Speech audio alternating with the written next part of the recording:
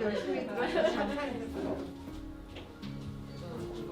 오늘 책을 만들게 된 과정 그리고 책 안에 네, 선생님이 이제 그동안 아마 독자분들께 꽤 많은 어떤 피드백, 반응들을 이제 받아보셨을 거라고 생각이 네. 드는데 좀 기억에 남는 어떤 감상 같은 게 있으셨어요? 그 출간이 되면 열심히 검색을 해보거든요.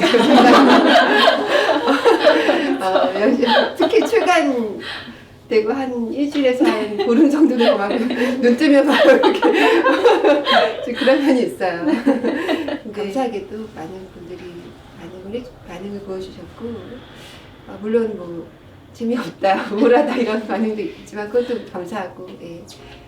제 기억에 남는 얘기는 제가 이제 한 4월쯤에 그 SNS를 하나 처음 어떤 발언을 할 때 만든 SNS 말고 그냥 진짜 SNS를 만들었는데 어떤 분이 쪽지를 보내주셨는데 한한숨을 읽고 뭔가 자기 삶이 약간 조금씩 일상에서 변화 같은 거 써주셨어요. 그냥 더 뭔가를 생각하게 됐다는 그런 맥락의 말씀이셨는데 너무 감사하더라고요. 평면에 종이에 적힌 그냥 문장일 뿐인데 종이에 적힌 문장이 아니라 그래서 어쨌든 자기 삶으로 이렇게 어떤 생활의 일부에서 끄집어냈다고 해야 될까요? 그런 의미로 받아주시니까 너무 감사했어요. 네. 그래서 약간 그때 좀 약간 우울할 뻔했는데 삶이 약간 우울을 방지해주는 어떤 행동이나 약보다 훨씬 행복했던 기억이 납니다. 그럼 답장을 하셨나요? 네, 그럼요. 그러셨군요. 답장 보내드렸는데 네. 저는 너무 진짜 진심으로 그냥 감사해서 네. 몇 줄 썼는데 이거를 또 코팅을 해서 보내주셨어요. 이미지로 찍으셔서 그래서 너무 감사하다고 또 얘기했죠. 네. 그런 사연이 또 그 사이에 네. 있었군요. 처음에 이제 원고를 입수했을 때는 저희가 이제 제목이 정해지지 않은 상태였어요. 이제 네. 교정을 보는 와중에 이제 제목을 네. 정하게 되었는데 그 당시에 이제 선생님이랑 저랑 이제 숨 혹은 이제 숨결이라는 단어는 우리가 확정을 지어놓고 그 앞에 어떤 수식어를 붙이는 것이 이 책에 어울릴 것인가를 두고서 고민을 많이 했고 리스트도 여러 개를 뽑았었던 기억이 있었는데 네. 최종적으로는 환한이라는 수식을 붙이는 것으로 저희가 결정을 했습니다. 이제 나오고 보니까 확실히 딱 어울리는 제목이다라는 생각이 드는데 당시에 어떻게 확신을 네. 갖게 되셨는지 궁금해요. 네, 맞아요. 그 제목이나 소설도 어떤 일부나 뭐 그런 것도 많이 조은혜 편집자님한테 제가 많이 조언을 구했었어요. 그래서 제목도 그랬었고 둘이 이야기를 하면서 숨이라는 단어가 좀 보이기 시작했던 것 같아요. 또 생각해보니까 소설 속에 어떤 경계에 있는 사항이 많더라고요.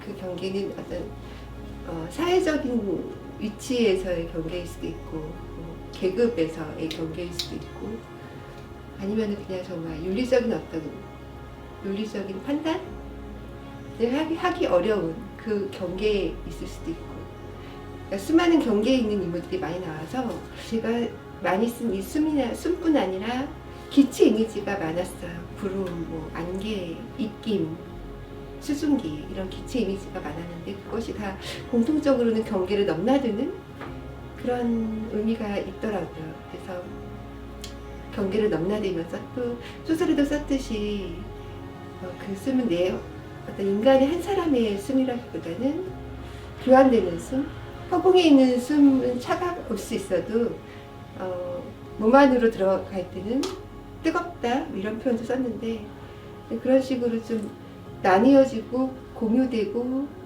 교환되는 그런 숨이었어요. 그래서 그런 숨에 어울리는 수식어가 뭐가 있을까 고민하다가 작가의 말을 썼듯이 좀 대체로 어두운 얘기가 많았지만 어둠을 직시하면서도 환한 이미지로 남겨지는 그런 숨을 생각했기 때문에 좀 환한 숨이 되었지 않았을까 생각합니다. 제가 이제 책을 뭐 초교를 본 이후에 네. 항상 이제 책에 대한 감상평을 초교 볼 때 한 번 남기고 뭐 재교 볼 때 한 번 남기고 이런 식으로 계속 맞아요. 감상을 좀 쌓아가면서 저도 작업을 하고는 해요. 이제 제가 예전에 남겨놓던 메모를 보니까 이제 이렇게 써놨더라고요. 이제 끝이라고 생각하는 시점에 다시 시작되는 이야기들인 것 같다라는 이제 얘기를 써놨어요. 그래서 끝이라는 것이 정말 끝은 아닌 것 같다. 사람 인생에서 끝 이후에도 새로운 이야기가 또 다시 쓰여질 수 있다라는 어떤 그런 희망이랄까요? 작은 그런 환한 밝음? 그런 것들이 이제 이 소설들에 있는 것이 아닌가라는 생각을 하면서 좀 봤습니다. 이번 책에서 유난히 좀 동시대인들, 좀 가까운 자리에 놓여 있는 사람들의 이야기들을 좀 많이 다뤄주셨다라는 이야기들을 이제 저도 반응으로 많이 들어왔어요. 근데 처음에 이거를 받아들고 읽었을 때 살짝 두려운 마음도 들었어요. 왜냐면 동시대 사람들의 이야기를 내면을 이렇게 깊게까지 파고 들어간다는 것은 사실 그들과 같은 배경을 지닌 사람들이 곧 이 소설의 독자가 될 수도 있다라는 생각을 맞아요. 했기 때문에 이제 이 독자들이 어떻게 이 등장인물들을 받아들일까라는 생각을 해서 살짝 걱정스러운 마음이 들었던 것도 사실이에요. 그래서 저는 개인적으로 선생님이 아마 이 소설을 쓰시는데 꽤 많은 용기를 필요로 하시지 않았을까라는 생각을 했습니다. 최종적으로는 용기를 내기로 결심을 했죠. 제가 소설을 좀 너무 무겁게 생각하는 것일 수도 있는데 기본적인 생각은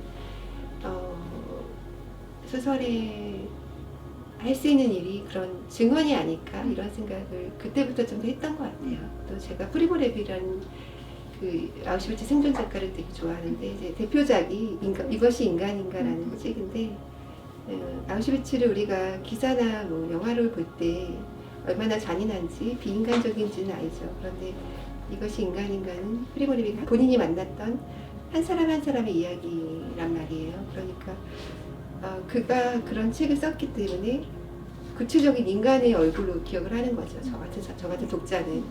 네, 그래서 아마도 그런 그의 영향도 있었던 것 같고 그 하나의숨 같은 경우는 은유 작가님의 알지 못하는 아이의 죽음에서 많이 빚어졌는데 그 책 같은 것 읽으면서 비슷한 생각을 했던 것 같아요. 사실 어린 노동자의 죽음이 너무 괴롭잖아요. 듣기 그런 소식을 외면하고 싶고 그런 마음을 다 갖고 있죠. 고통스러우니까. 왜냐하면 우리 삶도 쉽지 않기 때문에 그걸 알지만 또 우리가 모른 척한다고 해서 없어지는 건 아니라는 생각이 되더라고요. 그리고 그것을 끊임없이 이야기하는 게 그 알지 못하는 아이의 죽음에도 잠깐 인용되는데 이란 출신의 영국 소설가 도리스 레싱의 말이 인용이 돼요.